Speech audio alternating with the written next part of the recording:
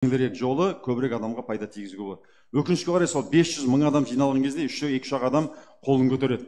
Осы 2-3 адамның ішінде және де заманауи қазір бұл экономикалық соғыс кәдімгідей. Экономикалық кәдімгідей соғыс. Бұрын кезде біреудің байлығын тартып алу үшін міндетті түрде жеріне әскер кіргізу керек болатын. Анау Шыңғысхандар, Македонскийлар атпен келіп, біреудің жерін келіп, байлығын арбаға жүктеп, атқа жүктеп алып кететін болатын. Сонан кейін мына екінші дүниежүзілік соғыс кезінде де көбінесе байлық үшін ғой, соғыстың 90% байлық үшін де. Соған танкіні кіргізіп, әскерін кіргізіп тартып алу керек болатын. Ал қазіргі заманда оның қажеті болмай қалды. Біреудің байлығын тартып алу үшін қазір информационный технология кезінде тек қана бір жерде отырып, бір жақсы бизнес жасап, ананы бір шланғы қойып қойған сияқты соруға болады. Біздің басқа қалаларда да лидер такси деген жұмыс істей ме? Яндекс таксимен қолданасыздар ма? Лидер таксимен қолданасыздар, да? Ламодамен қолданасыздар. Киви кошелекпен қолданасыздар. Осының бәрі Ресей мен Украинаның жап-жас боқмұрын балалары үлкен бізге бір құбырлар салып қойғанда, шлангілер. Біздің ақшамызды былайша айтқанда теспей сорып жатыр. Байлығымызды. Кезінде Шыңғысхандар басыңды кесіп тұрып тартып алатын болса, қазір ана шлангыны қойып сатып алады. Мысалы, лидер такси бар, Яндекс такси бар, Uber бар. Uber Американыкі. Сол, мысалы, лидер таксидікі, Ресейдікі, Яндекс таксиді жап-жас жігіттер жасаған. Мен өткен аптада машинам сынып қалып, бір апта бойы таксимен жүрдім. Сонда қарап отырғанда, анық ой келеді емес, анық фактически Қазақстанда қанша таксиста адамдар өз көлігімен таксовать етеді деп ойлайсыздар? Алматыда қанша? Бір кемінде 10 мың бар шығар, Кемінде 10 мың адам Алматыда таксовать етеді. Әр қалада бір 500 адам болатын болса, бүкіл Қазақстанда 50 мың, 100 мың адамды бір жап-жас боқмұрын орыстың баласы бір шыбықпен айдап шегіп отыр. Әрбір адамды апарып тастаған сайын, соның бір бөлігін 20%-ын Мәскеуге кетеді ақшаң. Әрбір адамды апарып тастаған сайын. Ол қазіргі заманауи техниканың құдіреті. Жаңағына мобильный приложение жасатты.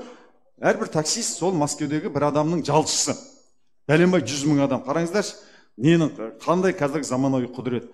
Сонда 100 мың адам жиналған залдың ішінде заманауи техниканы берген. Егер мынау соғыс десек, бұрын кезде біздің бабаларымыз кезінде Амангелділер, оның алдында Кенесары бабаларымыз зеңбірекке қарсы мылтықпен, шоқпармен шапқаны рас қой, білеміз. Соның арқасында соның кеселінен кешегі тітіренткеннің, күрескеннің тізесін тітіренткен батыр бабаларымыз бір жаман алқаш пілте мылтықпен тырс еткізіп атып тастайтын жағдайға жеткен кезде көшпенділердің, баһадүрлердің заманы өтті. Қазіргі сол замандағы шоқпармен жүрсе, қазіргі біздің кәсіпкерлер, оның үлкені болсын, кішісі болсын, заводы бар, фабрика бар болсын, әлі қолында шоқпар қазіргі заманауи соғыста. Ана балалардың қолында ракета. Қазіргі ракета деп нені айтады? Мысалы айталық, контекстіне реклама, контекст жарнаманы қолданатындар бар ма? Бірақ адамның қолында да, и то соңғанда. SMM, SEO оптимизация қолданасың ба? SMM ғана қолданасың. CRM системаны қолданасың ба? Көріп отырсыздар, сіздердің көп, даже кәсіпкерлердің арасында, сіздер кәсіпкер, мүмкін затыңыз кәсіпкер емес, кәсіпкерлердің арасында заманауи техникамен қолданатындар бізде 1%-ға да жетпейді. Ол дегеннен сөз, бізде мысалы 1 миллион әскеріміз болатын болса, сол 1 миллион әскердің ішіндегілердің бәрінің қолында қаруын қарасақ, найза, шоқпар. Мына көрші мемлекеттер, мен Ресейге барып жақында ғана 2 ай оқып келдім. Көрші Ресейдің, Украинаның, Қытайлардың қолында қарасаң, танкі, аяғында астында танкі, қолдарында ракета, пулемет. Біздің жағдайымыз қазір осындай. Өкінішке қарай, өте қорқынышты жағдай. Сондықтан біздің байлығымызды теспей сорып әкетіп жатыр. Бұл қазіргі заманның ағымы өте тез дамып кетіп бар жатыр. Біздің бір-ақ нәрсеге қарыздармыз, біздің ата-бабамыздың батыр болғандықтан, кешегі Алаштың ардақтыларының керемет жанқиярлық еңбегімен осындай алып жерді бізге тастап кетті.